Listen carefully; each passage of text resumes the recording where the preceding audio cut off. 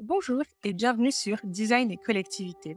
C'est le média, la chaîne YouTube et la plateforme de formation qui vous accompagnent pour développer sereinement votre carrière en design et en innovation sociale. Enchantée, je suis Erika.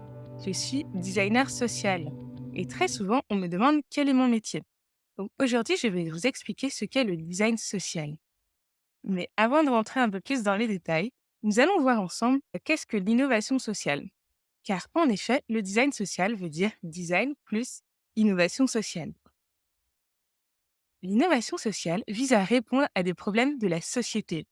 On a pour but de répondre à des problèmes tels que l'éducation, la santé, le vieillissement, l'inclusion. Il peut s'agir aussi de l'accessibilité à la culture. Donc c'est vraiment des enjeux liés à nos sociétés, à leur mode de fonctionnement et leur mode de vie. Mais sa particularité est de vouloir générer un impact positif. C'est-à-dire que l'innovation sociale a pour but d'améliorer la société. Ce qu'on entend par innover, c'est proposer de nouvelles solutions, améliorer les choses. Il peut s'agir parfois de toutes petites améliorations comme changer les horaires d'un service public ou de plus grosses améliorations comme une transformation digitale ou une numérisation de démarches administratives. Donc, vous voyez, l'échelle d'innovation peut être plus ou moins conséquente. La particularité de l'innovation sociale, c'est que contrairement à l'innovation traditionnelle, qui va plutôt mettre l'accent, entre guillemets, sur le fait d'apporter, par exemple, de nouvelles technologies, des nouvelles façons de faire, l'innovation sociale s'appuie beaucoup plus sur une dimension collective et collaborative. C'est-à-dire qu'elle va impliquer les usagers, les partenaires. Il peut s'agir aussi des agents publics, des entreprises et des associations dans la conception des solutions. C'est-à-dire qu'ils ne sont pas mis de côté, on ne conçoit pas pour eux, mais avec eux, ce qui va faire toute la différence. Donc c'est une innovation qui est sociale par ses enjeux et son impact, mais également par les personnes qui sont impliquées. Si je reviens un petit peu plus sur la recherche de l'impact social, elle se manifeste aussi à plusieurs niveaux. Il peut s'agir d'un impact qui peut être très localisé, par exemple au sein d'une organisation, donc d'un service public. Ça peut être autour d'un quartier. Il peut même s'agir aussi d'une nation, ou même d'un point de vue mondial. Donc on peut avoir plusieurs degrés et échelles d'impact sur un territoire donné.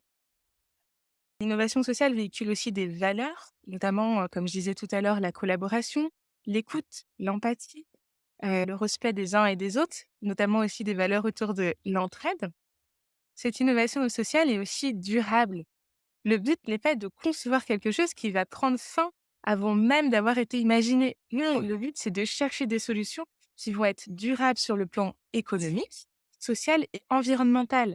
C'est vraiment le croisement de ces différents enjeux qui vont faire des solutions qui seront imaginées, de vraies innovations.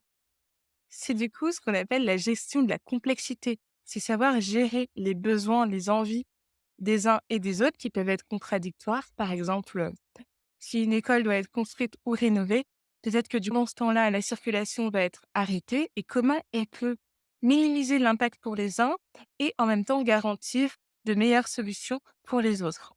L'innovation sociale s'appuie également sur la transformation de systèmes et des modes de faire. C'est-à-dire qu'elle va accompagner les personnes, notamment en les impliquant, mais aussi à l'issue du processus d'accompagnement. Nous verrons un petit peu plus avec le design un exemple pour vous montrer qu'elle accompagne et du coup, elle transforme les systèmes de pensée, les processus et les façons de faire. Et d'un point de vue concret, elle va se manifester notamment au sein des entreprises par tout ce qui va être économie sociale et solidaire. Donc, ça va être vraiment les entreprises qui ont pour vocation de travailler sur le secteur social et solidaire. Il y a aussi des entreprises à impact qui peuvent travailler sur ce sujet-là. Il y a aussi, les administrations publiques qui travaillent du coup notamment sur, le domaine social, les associations.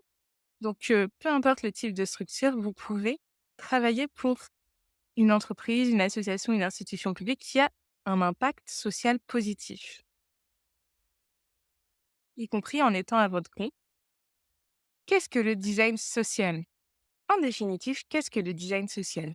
Le design social est un mélange entre le design, donc la partie conception, améliorer, créer, concevoir des choses, répondre à un problème, identifier des besoins concrets, et la partie innovation sociale qui va être, du coup, d'améliorer la société.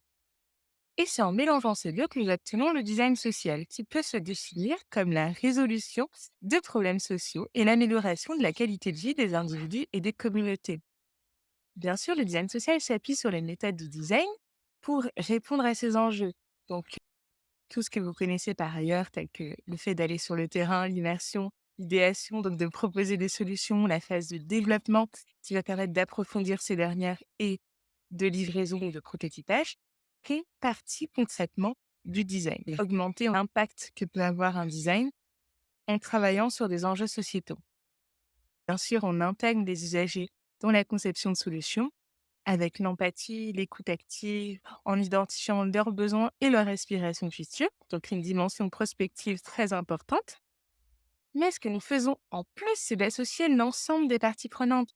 C'est-à-dire que si vous êtes un entrepreneur ou une association ou une institution publique, vous êtes vraiment au cœur aussi du projet. On prend aussi en compte vos besoins et le croisement de l'ensemble des besoins permet de concevoir des innovations sociales qui sont pertinentes pour l'ensemble des parties prenantes. C'est donc une gestion de la complexité qui s'appuie à la fois sur du relationnel, des compétences créatives très poussées et également organisationnelles et de gestion de projet. Je pourrais, si ça vous intéresse, vous partager quelques anecdotes ou conseils dans la gestion de projets d'innovation sociale qui ont une échelle et un impact qui peut être assez conséquent. Pour vous donner quelques exemples, il peut s'agir de concevoir une affiche inclusive pour faciliter la compréhension et la lecture pour les personnes qui sont dyslexiques.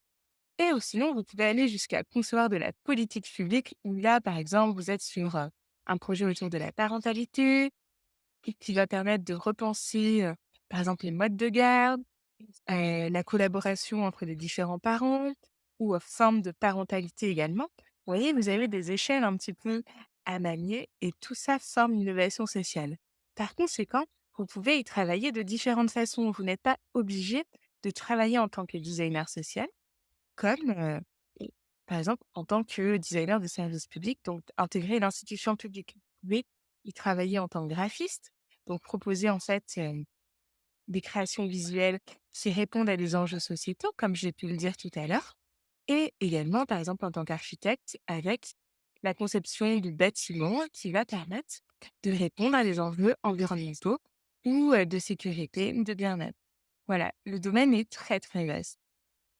Si ça vous intéresse, vous pouvez consulter sur le site internet Design et collectivité, le glossaire qui vous permet de répertorier différents exemples de design social, donc de domaines qui rentrent à l'intérieur. Vous avez par exemple le legal design, le design appliqué au domaine du droit, qui est un chantier passionnant et qui vise à améliorer la compréhension, la lisibilité des démarches et également en fait améliorer le domaine juridique tout simplement. Ce n'est par exemple qu'un exemple parmi tant d'autres et je laisse les curieux et les curieuses aller voir. On a pu voir que le design social peut prendre des formes très variées, y compris en termes de projets. Cela nécessite donc de savoir mobiliser et travailler avec différents corps de métier. Vous avez le domaine des sciences sociales avec tout ce qui va être les anthropologues. Vous avez des métiers aussi qui sont plus proches de la conception comme les ergonomes, les développeurs également. Vous pouvez aussi travailler beaucoup avec des coachs. Donc, c'est des métiers qui vont faciliter aussi les innovations, les transformations des pratiques. Donc, les consultants aussi en organisation sont les bienvenus. Vous avez des métiers autour de la facilitation en intelligence collective. Donc, tout ce panel de métiers est nécessaire pour arriver à l'innovation sociale. Donc, le designer intervient parmi différents métiers pour à la fois travailler en coopération, apporter de nouveaux regards et une nouvelle façon de faire. En définitive, le design social est une posture avant tout d'être un ensemble de méthodes. C'est une posture qui vous permet d'arriver avec un regard neuf de novice sur un sujet. Notre but n'est pas d'être expert d'une thématique, mais vraiment d'apporter ce regard et nos compétences créatives. Donc, on a une expertise méthodologique et de conception qu'on va mettre au service d'un projet pour faciliter sa compréhension, créer des outils de médiation entre les différents acteurs, dénouer parfois des problèmes. Donc, on intervient à la fois sur une approche aussi sociale, cognitive aussi, de conception et également une expertise technique lorsqu'il va falloir produire la solution. Notre but étant de créer un changement positif et transformateur pour le monde et la société. Si vous avez des questions, n'hésitez surtout pas, je me ferai un plaisir d'y répondre. Vous pouvez laisser également un commentaire pour soutenir cette vidéo et liker la vidéo. N'hésitez pas également à vous abonner. Je vous remercie. À très bientôt pour de nouvelles vidéos.